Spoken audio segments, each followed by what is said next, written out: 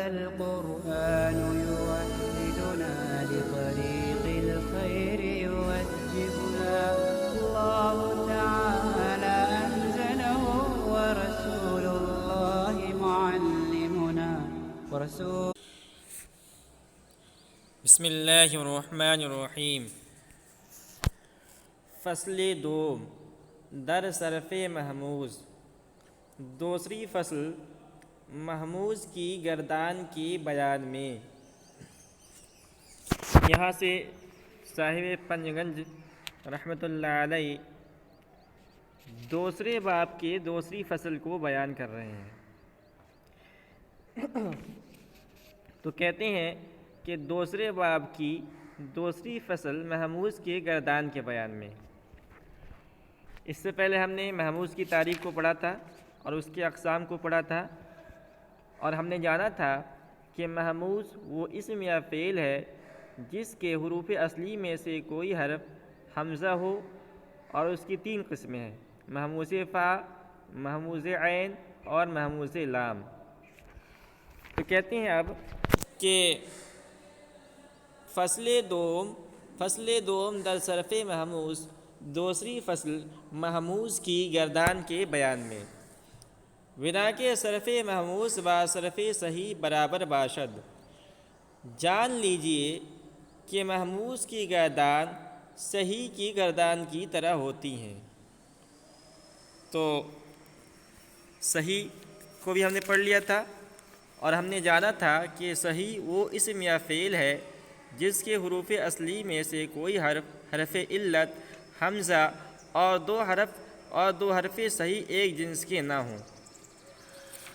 تو اب یہاں سے صاحب کتاب یہ بتلا رہے ہیں کہ جس طرح صحیح کی گردان ہوتے ہیں اسی طرح محموز کی بھی گردان ہوتے ہیں، یعنی محموز کی گردان صحیح کی گردان کے برابر ہوتی ہیں تعلیل نہ ہونے میں۔ عدم تعلیل میں محموز کی گردان صحیح کے گردان کے برابر ہوتی ہیں، یعنی جس طرح صحیح کی گردانوں میں تعلیل نہیں ہوتی اسی طرح محموز کی گردانوں میں بھی تعلیل نہیں ہوتی ہے۔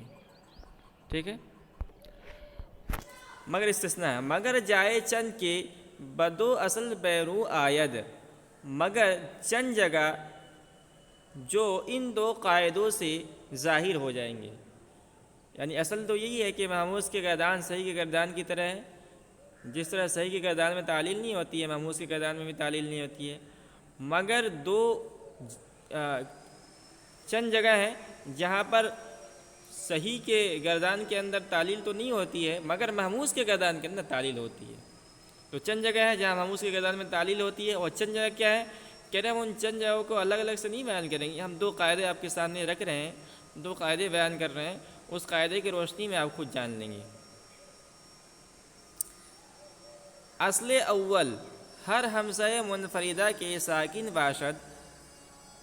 پہلا قاعدہ، اصل اول پہلا قاعدہ، ہر حمزہ منفردہ کے ساکن باشد در اسم یا در فعل۔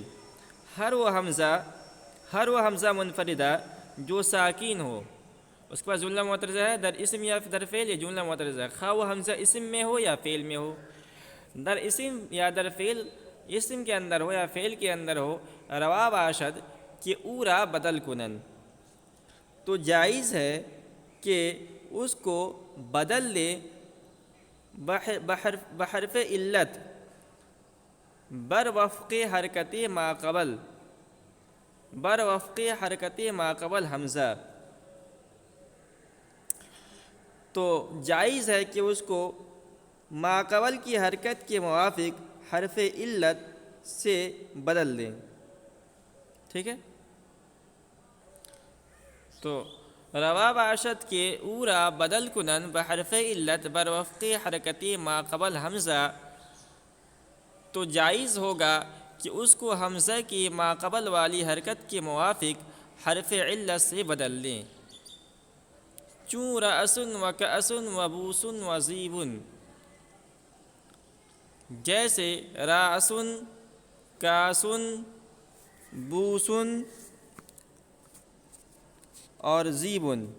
راسن کے معنی آتے ہیں سر کے، کاسن کے معنی آتے ہیں پیالی کے، بوسن کے معنی آتے ہیں تنگھالی کے، اور زیبن کے معنی آتے ہیں بھیڑیا کے۔ یہ اصل میں کیا تھے؟ اچھا یہ تو اسما ہو گئے بیرن تک۔ وَيَأْخُذُ وَيُؤْخَذُ وَشِيْتَ، یہ تینوں فعل ہو گئے۔ یاخذ و لیتا ہے یا لے گا، یوخذ و لیا جاتا ہے یا لیا جائے گا، اور شیتا تو نے چاہا۔ تو راسن اصل میں کیا تھا؟ راسن تھا، کاسن اصل میں تھا کاسن، وبوسن اصل میں تھا بوسن، زیبن اصل میں تھا زیبن، اور بیرن اصل میں تھا بیرن، اور یاخذ اصل میں تھا یاخذ، اور یوخذ اصل میں تھا یؤخذ، اور شیتا اصل میں تھا شیتا۔ وہی کریں گے دراصل راسن و کاسن و بوسن و زیبن، کہ دراصل راسن کاسن بوسن زیبن اور بیرن اور یاخذ اور یؤخذ و یؤخذ و شیتا بودا است، اور شیتا تھا۔ تو اس قاعدے کو ہم سمجھتے ہیں کہنا کیا چاہ رہے ہیں۔ تو سب سے پہلے آپ یہ سمجھیے کہ حمزہ کو تو جانتے ہیں آپ، حروف علت بھی جانتے ہیں، الف واو یا، اور ایک جنس کے دو حرف جیسے واو حمزہ اکٹھا ہو جائے، یا اکٹھا ہو جائے۔ تو حمزہ حروف علت اور ایک جنس کے دو حرفوں میں ثقل کو یعنی بھاری پن کو دور کرنے کے لیے تبدیلی کی جاتی ہے، ٹھیک ہے۔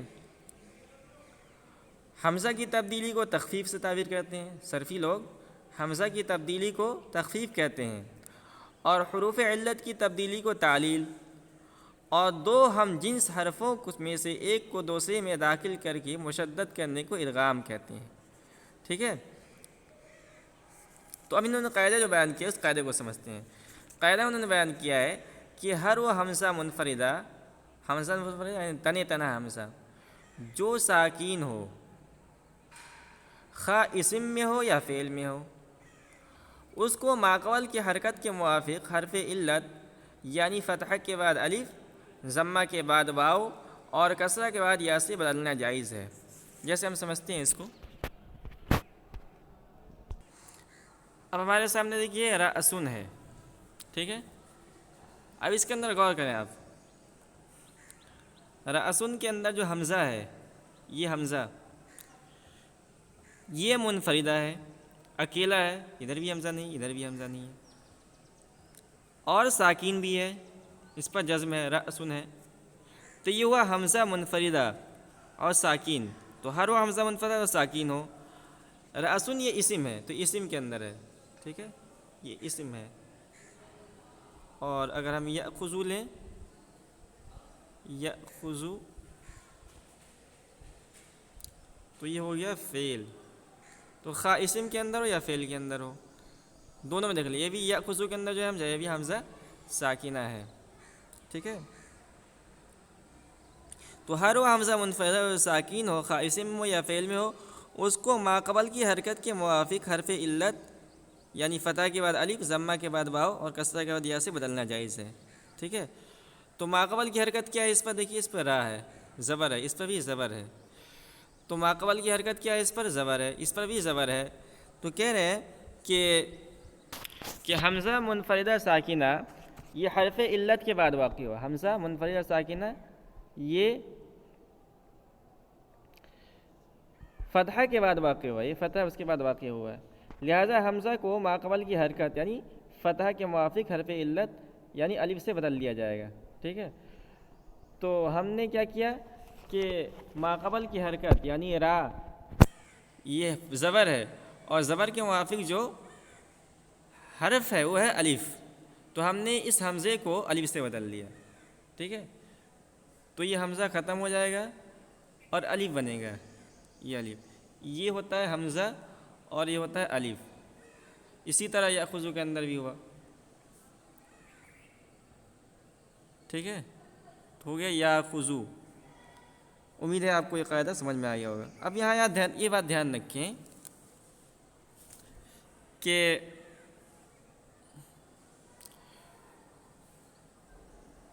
یہ ہے زبر، اس کے موافق جو حرف ہے وہ ہے الف، اور یہ ہے زیر، اس کے موافق جو حرف ہے وہ یا، اور یہ ہے پیش، اس کے موافق جو حرف ہے واو، اس کو آپ دھیان رکھیے۔ فتح کے مناسب جو حرف ہے، فتح کے مناسب جو حرف ہے وہ الف ہے، کسرہ کے مناسب جو حرف ہے وہ یا ہے، اور ضمہ کے مناسب جو حرف ہے وہ پیش ہے۔ تو چونکہ راسن کے اندر، اس مثال کے اندر جو ہم نے لیا، راسن کے اندر حمزہ سے پہلے کیا تھا؟ زبر، اور زبر کے مناسب جو حرف ہے وہ ہے الف، اس لیے ہم نے اس حمزے کو الف سے بدل دیا۔ اور اسی طرح یاخذو کے اندر حمزہ سے پہلے جو حرکت تھی وہ تھی زبر، اور زبر کے مناسب جو حرف ہے وہ الف، اس لیے ہم نے الف کو بدل دیا۔ تو یہ بدلنا جائز ہے، ٹھیک ہے۔ امید ہے کہ قاعدہ آپ کو سمجھ میں آ گیا۔